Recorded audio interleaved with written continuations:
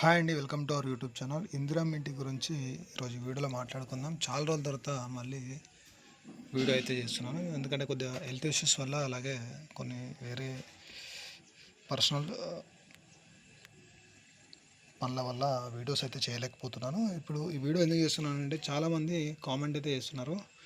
ఒకటి gazetted officer sign అని చెప్పేసి లీస్ట్ 2, అలాగే రెండోది వచ్చేసి లేటెస్ట్గా ఏదైతే ఇందిరమ్మ ఇల్లుకు సంబంధించి జిహెచ్ఎంసీ పరిధిలో ఏదైతే కొత్తగా అప్లికేషన్స్ అయితే స్టార్ట్ అయినాయో దాని గురించి వీడియోలో మాట్లాడుకుందాం.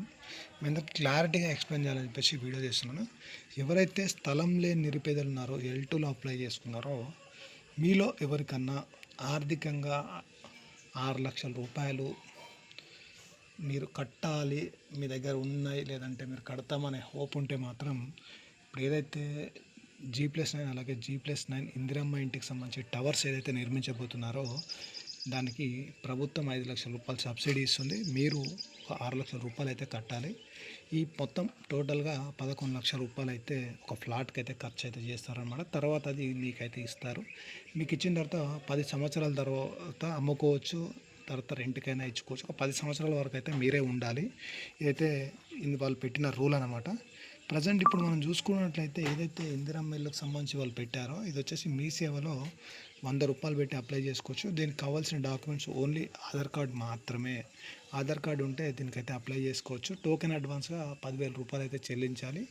అది ఇప్పుడే చెల్లించాలని ఏం లేదు, దానికి టైం అనేది ఉంది, ఇంకా దానికి లాస్ట్ డేట్ అనేది ఫిక్స్ కాలేదు. అప్లికేషన్కి మాత్రం నెక్స్ట్ మంత్ 10వ తారీఖు వరకు అయితే లాస్ట్ డేట్ అయితే ఇచ్చారన్నమాట.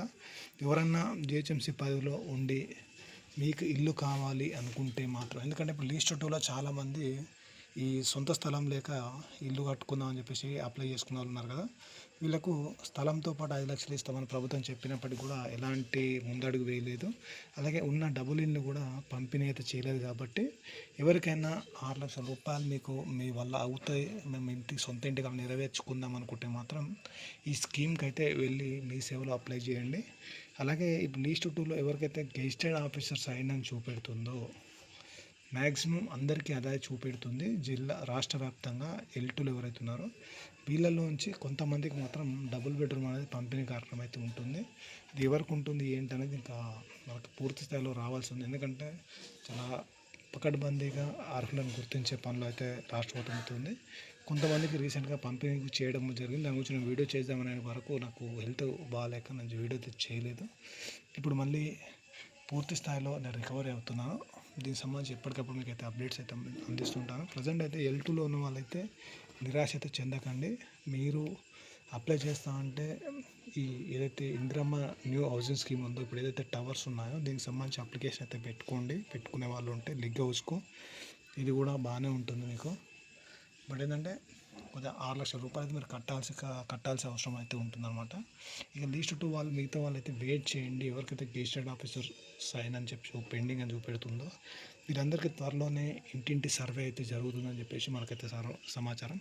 ఈ సర్వే అయినప్పుడు ఏమవుతుందంటే గవర్నమెంట్ ఆఫీసర్లు ఇంటికి వచ్చి, అంటే టీచర్స్ కానీ, అంటే గ్రీన్ పెన్ హోల్డర్స్ ఎవరైతే ఉంటారో వారు మీ ఇంటికి వచ్చి మీరు అద్దెంట్లో ఉంటున్నారా లేదా ఎక్కడ ఉంటున్నారు ఏంటని పూర్తి వివరాలు సేకరించి మరొకసారి ఆన్లైన్లో ఎంట్రీ చేయడం జరుగుతుంది. తర్వాత ఈ చాలామంది అప్లికేషన్స్ మళ్ళీ రిజెక్ట్ అవుతాయి కదా.